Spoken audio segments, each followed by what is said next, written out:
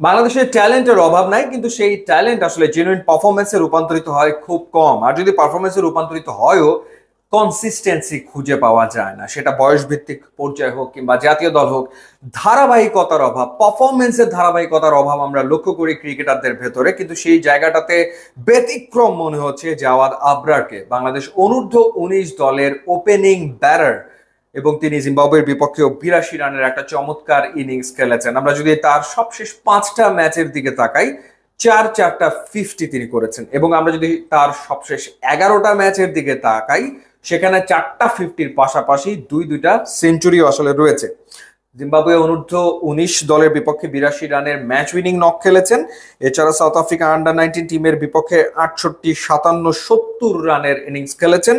এছাড়া শ্রীলঙ্কা আন্ডার 19 টিমের বিপক্ষে সেঞ্চুরি করেছেন, একটা 113 রানের, আরো একটা সেঞ্চুরি তার আসলে রয়েছে। এবং সবগুলো ইনিংস আসলে বিদেশের মাটিতে, অর্থাৎ আমাদের বয়স ভিত্তিক পর্যায়ের একজন ক্রিকেটার বিদেশের মাটিতে ধারাবাহিকভাবে পারফর্ম করছেন, এটা ভয়ঙ্কর রকম আশা জাগানিয়া একটা ব্যাপার বাংলাদেশ দলের জন্য। কারণ আমাদের ক্রিকেটাররা দেখা যায় যে আমাদের কন্ডিশনে খুব ভালো ক্রিকেট খেললেও যখনই একটা ভিন্ন কন্ডিশনে সে গিয়ে পড়ে, তখন কিন্তু দেখা যায় যে সেভাবে আসলে পারফর্ম করতে পারছে না। কিন্তু সেই জায়গাটাতে জাওয়াদ আবরার সত্যিকার অর্থে ব্যতিক্রম। একটা ট্রাই নেশন সিরিজ এই মুহূর্তে খেলছে বাংলাদেশ অনূর্ধ্ব 19 দল জিম্বাবুয়ে আন্ডার 19 এবং সাউথ আফ্রিকা আন্ডার 19 এর বিপক্ষে। এবং সেখানে জিম্বাবুয়ে আন্ডার 19 টিমকে এই ম্যাচে 91 রানে হারিয়েছে বাংলাদেশের যুবারা। প্রথমে ব্যাট করে 274 করেছে 8 উইকেটে বাংলাদেশ আন্ডার 19 টিম।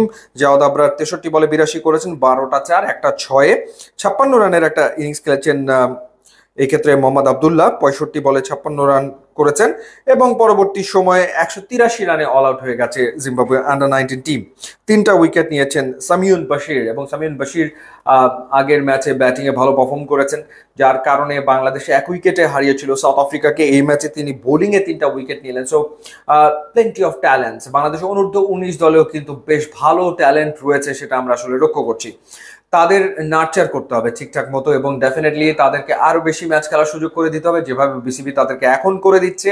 এই ধারাবাহিকতা যদি থাকে এবং তারা যদি বিদেশের মাটিতে এরকম রেগুলার খেলতে পারে বিভিন্ন অপোনেন্টের এগেনস্টে এবং সেখানে যদি পারফর্ম করে, তখন দেখা যাবে যে ব্যাপারটা যখন ন্যাশনাল টিমে তারা আজ থেকে 3 বছর 4 বছর 5 বছর পরে আসবে, তখন আসলে দেখা যাবে শুরু থেকে তারা পারফর্ম করতে শুরু করেছে। অর্থাৎ তাদেরকে ওই 30 ম্যাচ অপেক্ষা করতে হয়তো হবে না, তারা শুরু থেকে পারফর্ম করবে, যেটা আসলে জরুরি একজন নতুন ক্রিকেটারের জন্য।